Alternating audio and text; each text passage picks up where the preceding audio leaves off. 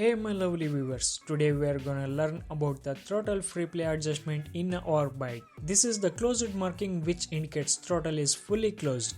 When we pull it further to the next point, this is where free play ends. From here the tension begins as you pull further.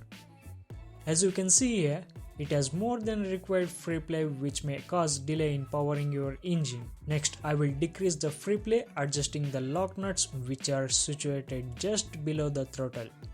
These are the two lock nuts. Most of the riders prefer to use 2 to 3 mm play. Also there are riders who prefer 0 mm free play.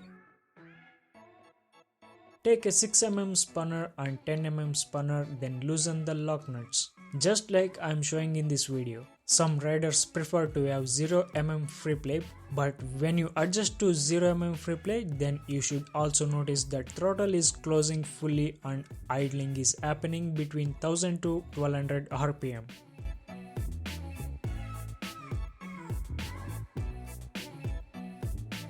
Now let's check the play. From the side view, it is better. You can see the play is nil. Let me give it another trial to have some play. And you can do this trial and error process until you achieve the desired result.